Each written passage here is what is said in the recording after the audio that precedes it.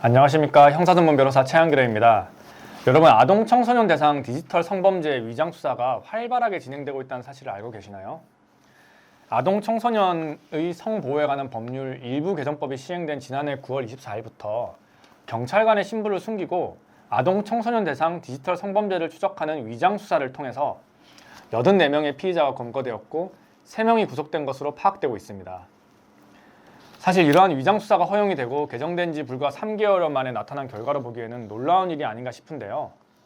많이들 아시다시피 미성년자 등을 협박해서 성착취 영상물을 대거 찍어 유포한 N번방, 박사방 사건의 주범인 조주빈과 문영욱이 검거되어서 강력한 처벌이 이루어졌지만 여전히 그 이후에도 성착취물이 텔레그램을 통해 판매되고 있었다고 합니다. 이를 포착한 인천경찰청 사이버범죄수사계는 SNS상에서 마치 영상을 사는 것처럼 가장해서 판매자에게 접근을 했고 경찰 수사관의 신분은 철저히 숨겨서 진행되었다고 하는데요. 그 결과 지난해 11월 아동 청소년 이용 성착취물 제작 배포 혐의로 20대 남성 A가 구속되었고요. 10대 남녀 5명을 불구속 입건을 했으며 이들은 무려 7만 5천여 건의 성착취물을 판매한 것으로 드러나서 더 큰 충격을 주었습니다. 사실 이러한 위장 수사는 신분을 감추는 것뿐만 아니라 신분증을 제작하는 등 가상 인물을 만든 뒤에 범죄자에게 접근하는 방식의 수사도 이루어지고 있습니다. 지난번에 입법 수집 증거 배제 원칙에 대해서 얘기를 나눠봤었는데 가상의 인물을 만든 뒤에 행해지는 위장 수사에는 두 가지 방식이 있습니다. 기회 제공형과 범죄 유발형이죠. 쉽게 설명드리자면 기회 제공형은 이미 성매매 또는 아청물 구매를 목적으로 하는 사람들에게 범죄의 기회를 제공하는 형태를 말하고요. 범죄 유발형은 범죄를 일으킬 의향이 없던 이들에게 접근해서 범죄를 유도하는 형태의 위장 수사가 되겠습니다.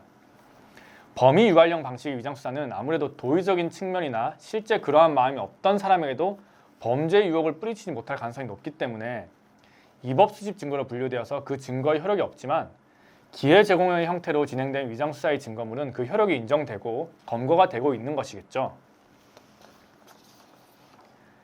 위장 수사는 경찰관 신분을 숨기고 성착취물 구매자인 것처럼 범인에게 접근해서 증거 등을 수집하는 신분 비공개 수사와 문서나 전자기록 등의 작성 및 행사로 가상인물의 신분증 제작까지 가능한 신분 위장 수사로 나눌 수가 있습니다. 신분 비공개 수사는 상급 경찰관서에서 수사 부서장 승인으로 가능하고 신분 위장 수사는 검사의 청구를 거쳐 법원의 허가를 받도록 규정하고 있습니다. 절차가 조금 복잡할 뿐 사실 해당 기간 중 승인, 허가된 위장 수사 횟수는 총 51건입니다. 신분 비공개 수사가 45건, 신분 위장 수사는 5건으로 분류되었고요.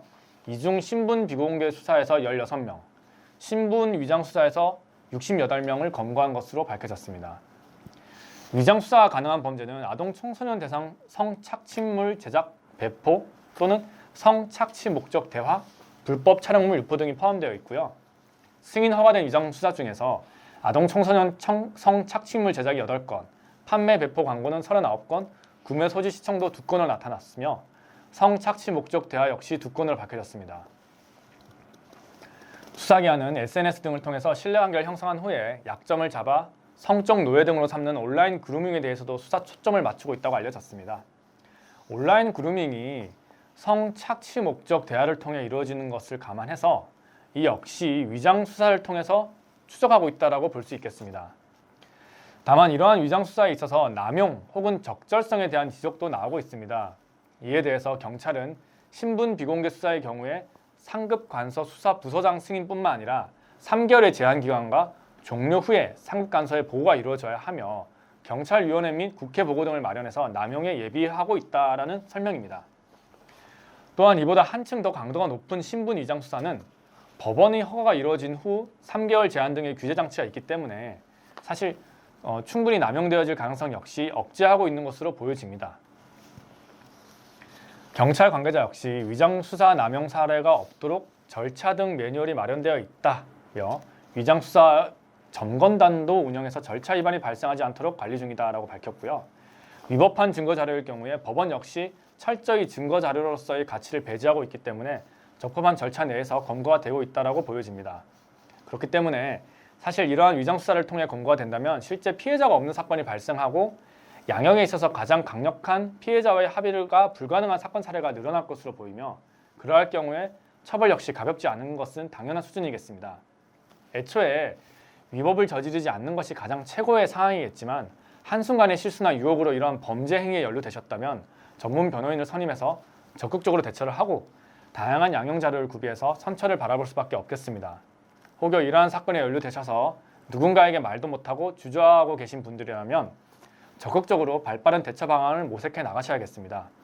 언제든지 카페나 로톡을 통해서 문의 주시면 도움을 드리도록 하겠습니다. 지금까지 형사전문 변호사 최한결이었습니다. 감사합니다.